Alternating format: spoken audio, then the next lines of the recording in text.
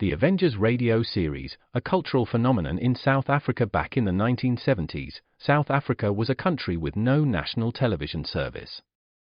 It wasn't until 1976 that the country would get its first taste of television broadcasts. But before that, radio was the primary medium of entertainment and information for the masses.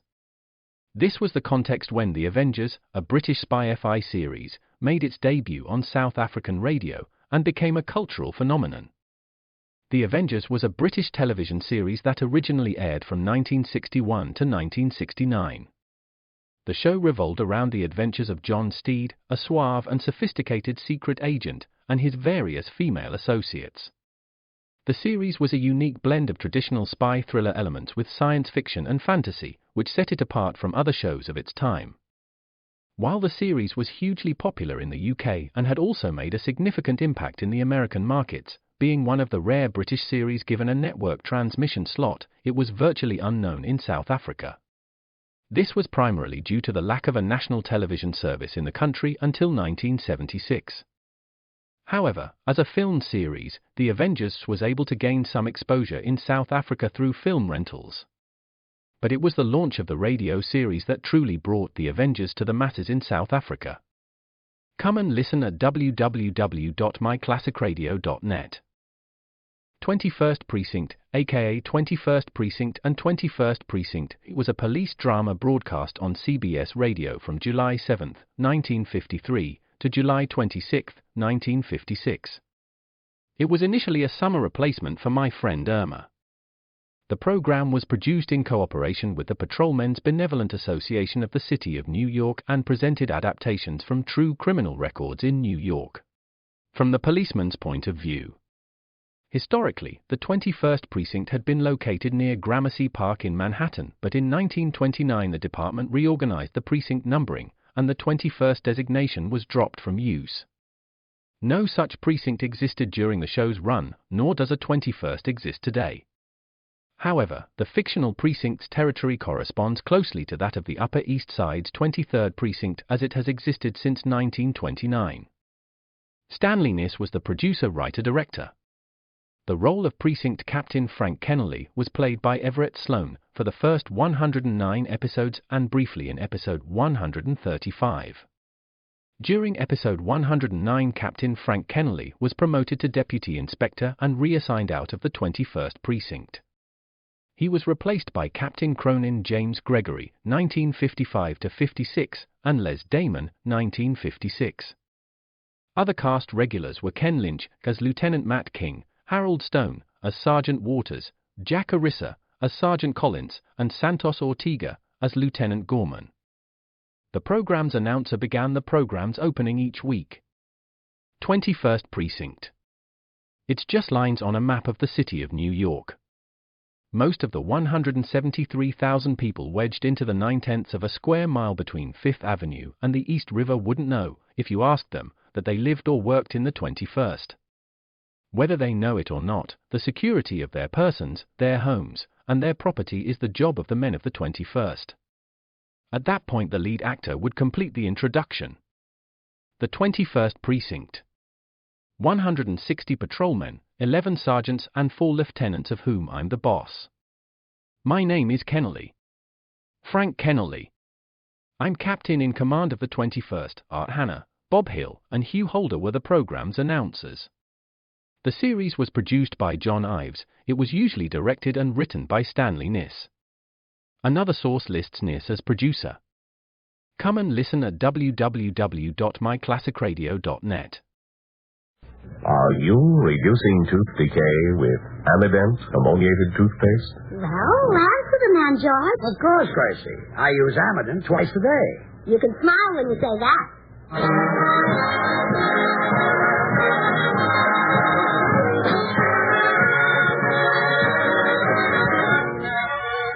Yes, it's the Amident Show, transcribed in Hollywood and starring George Burns and Gracie Allen.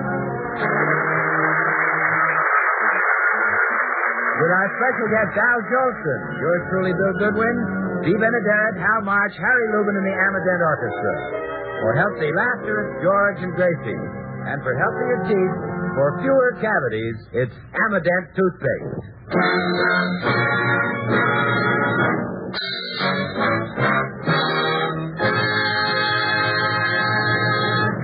Well, today at the Brown Derby, I had lunch with George Burns and Al Jolsons. Now, most guys would be very nervous in such big league company, but not Burns and Jolson. They took me right in stride. Anyway, before Jolson arrived, George was telling me some anecdotes about him. I'll say this for Jolson, Bill. He's the greatest entertainer in show business. And it's not just my opinion. No? No. It's also Jolson's.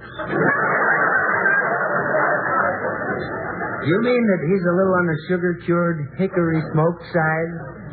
Is he? There's 1,000 articles written about that guy every day. Last week, there was a write-up about him in the Boise, Idaho paper. So far, he has shown it to me 10 times. Holy smoke. And for dough, he won't be at the table 1 minute before he switches the conversation to Boise, Idaho, and whips out that clipping again. Ixnay. Here he comes. Oh, yeah. Oh, hello, George. Sorry I'm late.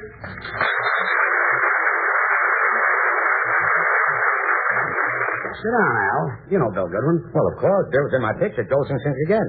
How are you, Bill? Fine, Al. That's good. Speaking of Boise, Idaho, I tell you, I've got a clipping here. Al, nobody was speaking of Boise, Idaho. Bill, look, at my age, who's got time to make continuity? I'm no youngster anymore. I'm almost as old as George. Burns or Washington?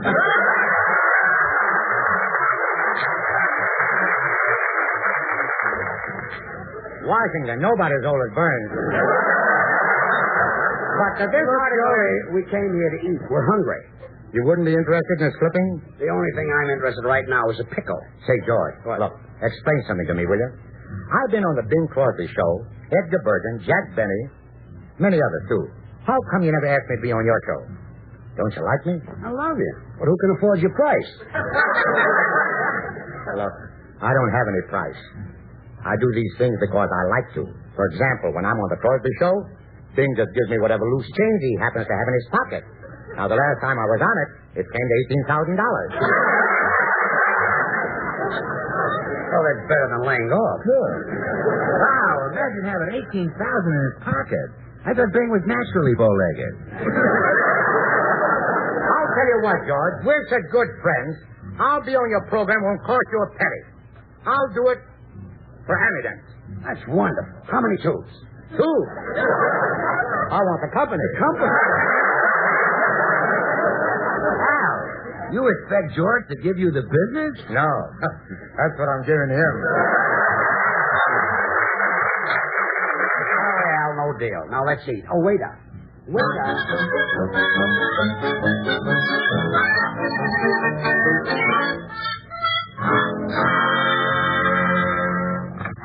Oh, Gracie, I'm home. Oh, hello, sweetheart. Have you had your lunch? Yeah, I had lunch at the Derby. Who is? An old friend of ours. Blow April showers when they come your way. Oh. You've been eating pickles again. I'm imitating the fellow I had lunch with. They bring the flowers. Let bloom in my home. What does he do for a living? Sings. He makes a living singing like that? Yes. And when it's raining, I no grass. Oh, now I know who it is. Oh, sure. Carmen Lombardo. Gracie, I'm doing Al Jolson. Oh. I had lunch with him, and you know me. When I'm with a great personality, some of it always rubs off on me. Gee, I wish you'd have lunch with Errol Flynn sometime.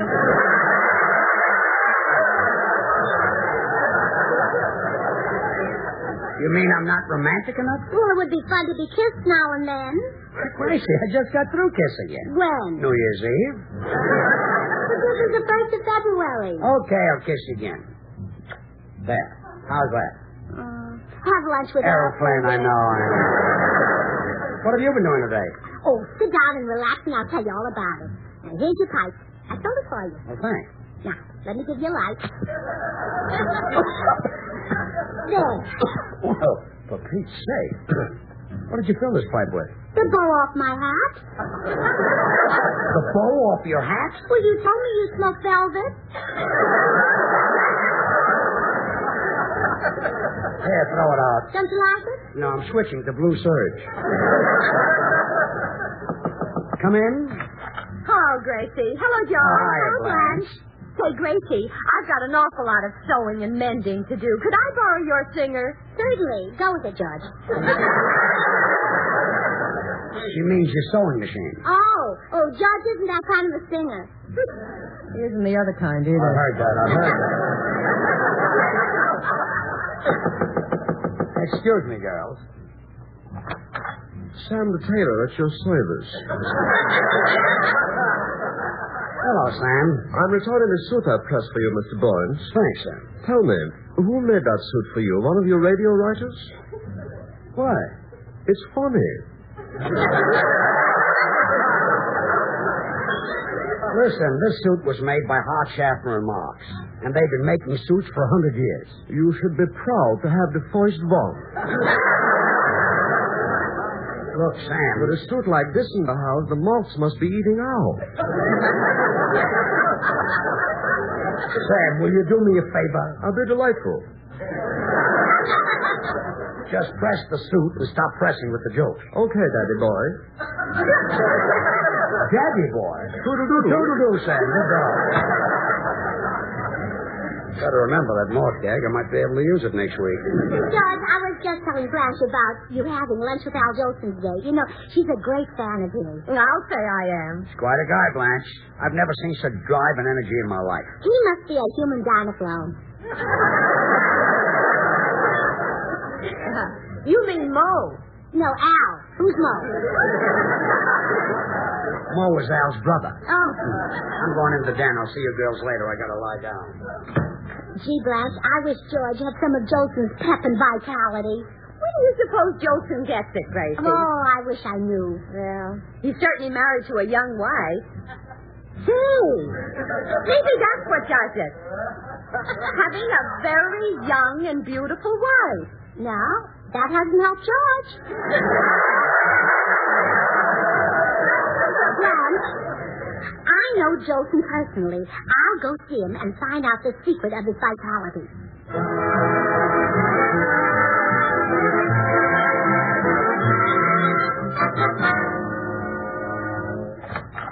Well, Gracie, come in, come in. Thank you, Al. I'm sorry I was so long getting to the door. You see, my wife is gone, and I'm taking care of our baby, little Asa. I see. I got to feed him about an hour, so I'm boiling some bottles. Well, won't they be hard to digest? Gracie, the baby won't eat the bottle. Well, I don't blame him. There you go. What brings you over, Gracie? Well, Al, you've got to tell me your secret. Where do you get all your pep and vitality? How do you do it? What keeps you going? Keeps me going. Gracie, I'm not on my last leg. Oh, so that's it. You've got spare parts. Look, how about sending the old ones over to George? Gracie, what you see here is all original equipment. I just take care of it. Well, tell me how so I can make George do it. Well, first of all, I keep my weight down. Every day I get in a steam cabinet and bake for 30 minutes. I'll show you.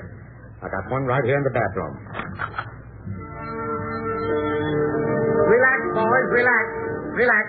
I'm just showing someone around. Gracie. This is a steam cabinet right here. See you later, boys. Al, what's that orchestra doing in your bathroom? Oh, I keep me in there all the time, honey. You see, when I sing in the shower, I like it to sound real pretty. Those are the only musicians who have to belong to the Plumbers Union, too. Well, we wouldn't have room for a steam cabinet. Well, you better do something. I saw George in a locker room at the club. And that stomach of his don't look so good. No? No. Tell him to diet. All right. What color? Let that go, let that go. I've got another idea, Gracie. By the way, does George take calisthenics? Well, I think so. Does it come in a blue bottle? No, I mean it might help George to work with a dumbbell. What am I saying? That's what's putting where he is.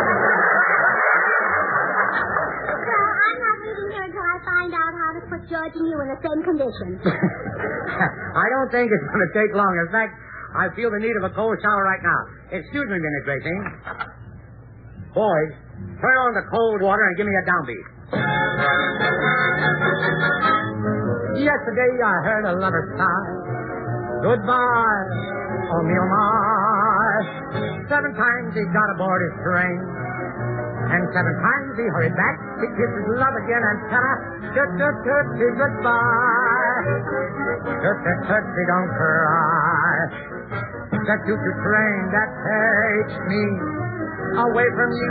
No words can tell how sad it makes me. Kiss me to the end and do it over again.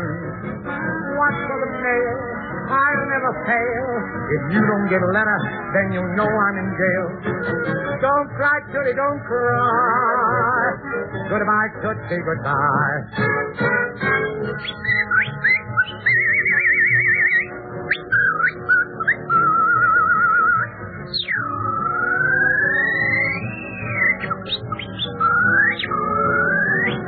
Kiss me to the end and do it over again. Watch for the mail, I'll never fail. If you don't get a letter, then you know I'm in jail.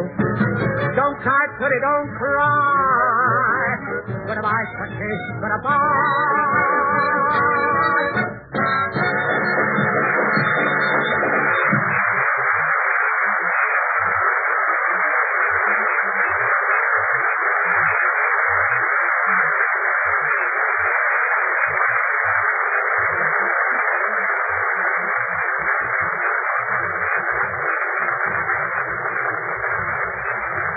This is Joe Goodwin, folks.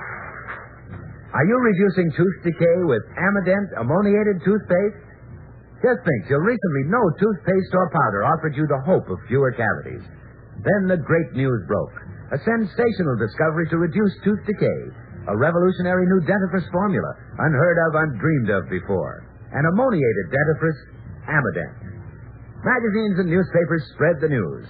Reader's Digest, Time, Newsweek, Parents Magazine all joined in the chorus of praise. Dentists hailed the arrival of Amident and recommended it to patients. Mothers rushed to get Amident to help save their children the pain and grief of unnecessary tooth decay. Have you bought Amident for your family? Are your children fighting tooth decay every time they brush their teeth? Does your family have the hope of fewer cavities this year, next year, and the year after that? Thanks to the discovery of Amident, the ammoniated dentifrice. If not, if you're using today the same toothpaste you used a year ago, think of this. Your toothpaste is not ammoniated. It has not changed its formula to include ammoniated anti-decay ingredients. Your toothpaste can do no more to prevent cavities than it did last year, or the year before, or the year before that. And how many cavities did you have during those years? So please, don't delay. Insist on Amident. Amident. Amident toothpaste and Amident tooth powder are recommended by more dentists than any other dentifrice.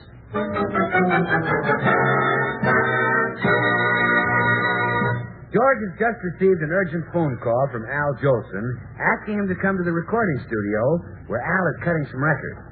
Oh, George, I'm glad you rushed right over. I want to talk to you. What is it, Al? Well, you know I wanted $10,000 to be on your program. Yeah. Get Gracie out of my house, and I'll do it for nothing. Gracie's at your house? Yeah, she's been all afternoon asking me a million questions about my vitality. She said, Jolie, you never get any older. Well, you don't. I got news for you. Today I did. Look, Joe. That woman can age with you. Tell me something, George. How long have you been married to her? Almost 18 years. You were smart. You married her after it was too late to do you any damage. She gave you a bad time, huh? Bad time? Get this. I showed her my baby, little Ace. Yeah. And I told her that having a baby kept me young. She said, yeah, and it didn't hurt your figure any either. How do you like? Murder? George, look, I repeat, get Grace out of my house, and I'll go on your show for nothing. Al, I wouldn't let you do that. Okay, I'll give you $1,000. It's a deal. I'll have her out of your house in 5 minutes. Blanche, before I could find out where Al Jolson gets his pep and vitality, George made me leave. Oh. Did you get to meet his wife? Yeah, oh, she's a lovely girl. Comes from the South, you know. She lives on a plantation where they raise banjos.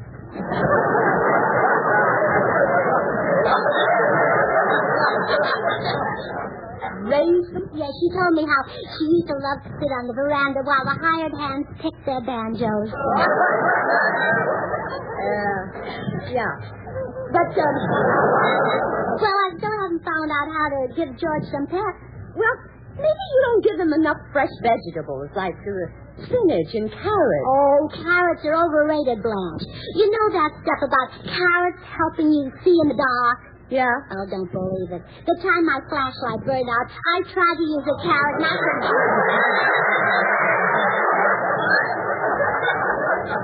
I tell you, I couldn't even see the carrots. Hello, dear. Oh, hello, Gracie. Oh, hello, Harry. You're late, Harry. Yeah, well, I stopped off at the May Company. I finally exchanged that shawl for your mother. Well, it's none of my business, but that certainly is a silly trade.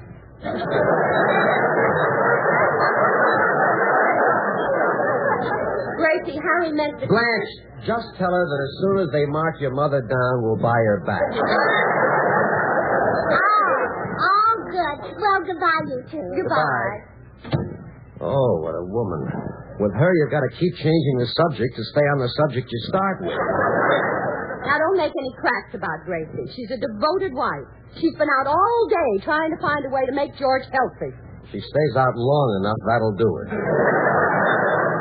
Are you kidding? He doesn't deserve a wife like Gracie. Nobody does. What was George before Gracie married him? He was doing all right. He had an act with a trained seal. Well, believe me, she married the wrong half of the act.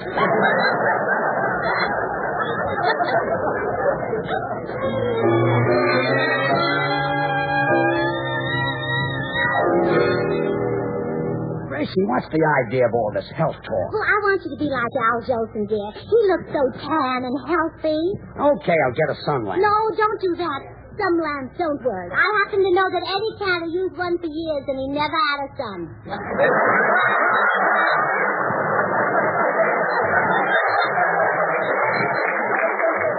Jolson is healthy because he likes to exercise and I don't. Well, exercise has certainly helped my Uncle Fred.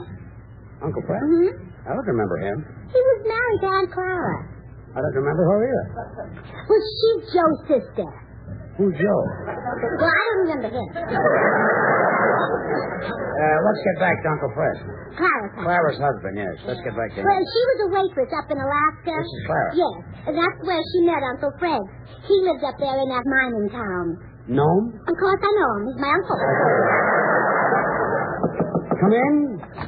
Hi, Burnser. Hi, Lily. Say, I just heard Al Jolson is going to be on your program for free. That's right, Bill. Well, George, how did you ever get him to do that? I happen to be married to the right people. You know that Jolson's the greatest singer in the world. It'll be a treat to hear him sing those hits he made famous. Yeah, and George can sing the hits he made famous. Like what? Tiger Girl, In the Heart of a Cherry, Drop Dead, From Time to Time. Wait a minute. Drop Dead? I never sang a song like that. Well, it must be one of your numbers, George.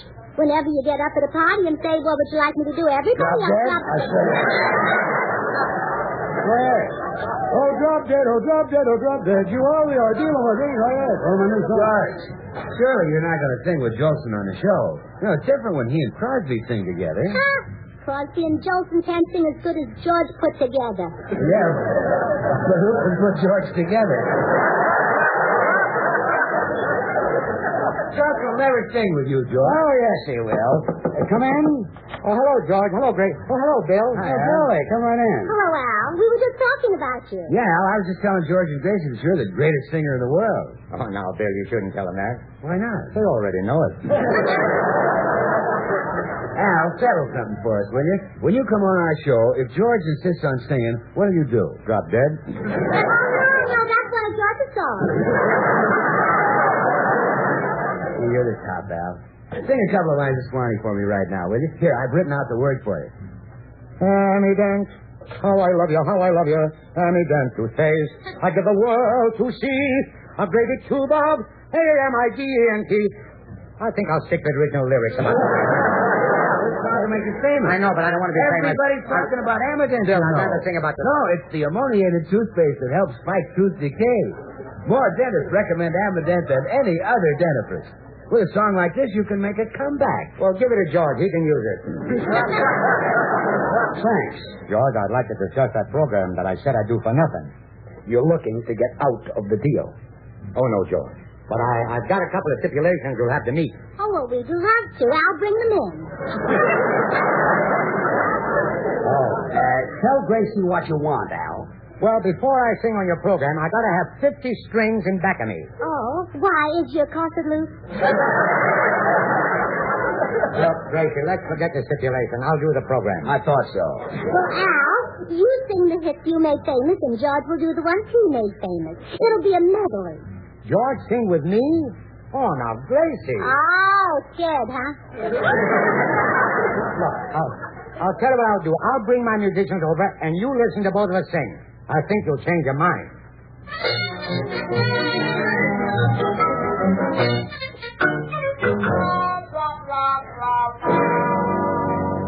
Okay, Gracie, the boys are all set up. Now you'll see why George and I shouldn't sing together. Hit it, boys, hit it.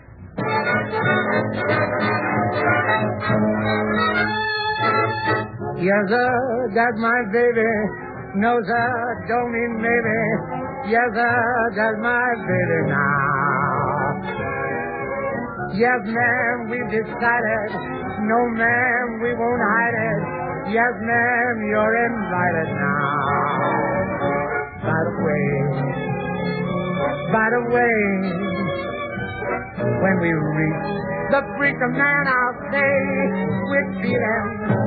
Yes, sir, that's my baby. No, sir, don't mean maybe. Yes, sir, that's my baby now.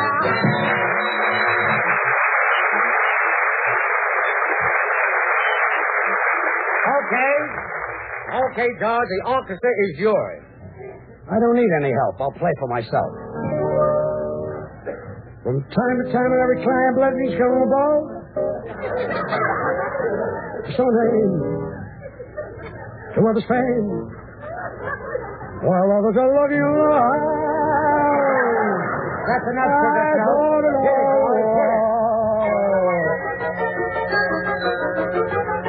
Everybody loves a baby, that's why I'm in love with you. Pretty baby. And I'd like to be your sister, brother, dad, and mother too. Pretty baby. Won't you come and let me rock you in my cradle of love, and we'll cuddle all the time. Oh, I want a loving baby, and it might as well be you. Pretty baby of mine. Pretty baby of mine.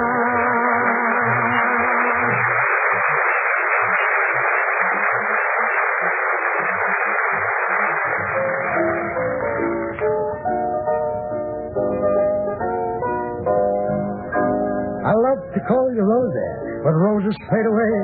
Roses die when the winter time appears. Hit it, boy. Hit it. Baby face. You've got the cutest. Oh, you got a baby face. There's not another one to take your place. Oh, baby face. My poor heart is jumping.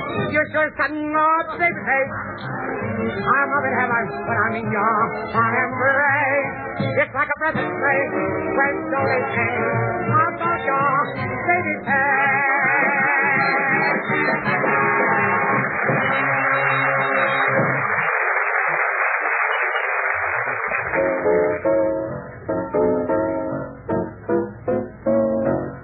Boom, boom, boom, boom, boom. The garden where the red rose grows. Oh, my. I love you so. George, I love you can stop singing. You can stop, George. I've made Well, my... Jolson whistles, too. Dear, I've made my decision. Yes? Yes. You have? Al was right. You two can't sing on the same program. Gracie, I knew you'd see it that way, honey. Well, certainly. George is so much better. He'll do all the singing. Oh, Union, come with me. I need another cold shower.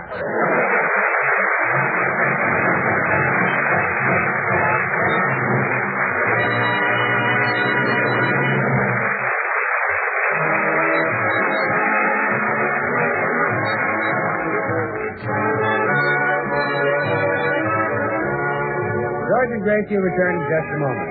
Join us again next Wednesday when we'll all be back. George Burns, Gracie Allen, Harry Lubin, and the Amadent Orchestra, and yours truly, Bill Goodwin. Brought to you by the makers of Amadent, the ammoniated toothpaste and tooth powder, recommended by more dentists than any other dentifrice.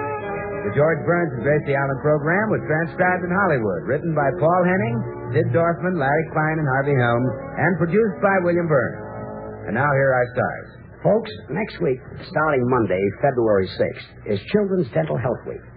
A time for all of us to think about the damage that dental diseases are causing in the teeth of our American children. It's an important subject. That's true, George. There are over 284 million cavities in the teeth of American youngsters right now. Well, what can their mothers and fathers do to help, Bill? Gracie, here are some rules the dental health authorities are suggesting. First, and most important, have children undergo a regular periodic dental examination. Second, brush teeth after breakfast and before retiring at night.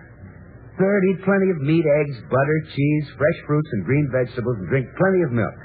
Fourth, use an ammoniated dentifrice. Well, I know every mother listening will want to impress those rules upon her family during Children's Dental Health Week, Bill. And every week, all year long. Good night, folks.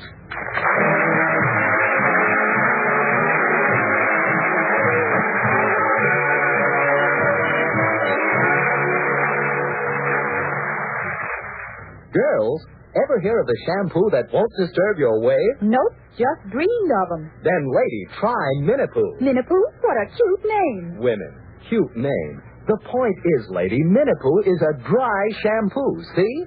Cleans your hair in only 10 minutes without water. Leaves even oily hair fresh and fragrant, but doesn't disturb your wave. Get it? Yes, but where do I get it? At your druggist, dear. Ask for Minipoo. M-I-N-I-P-O-O. Minipoo.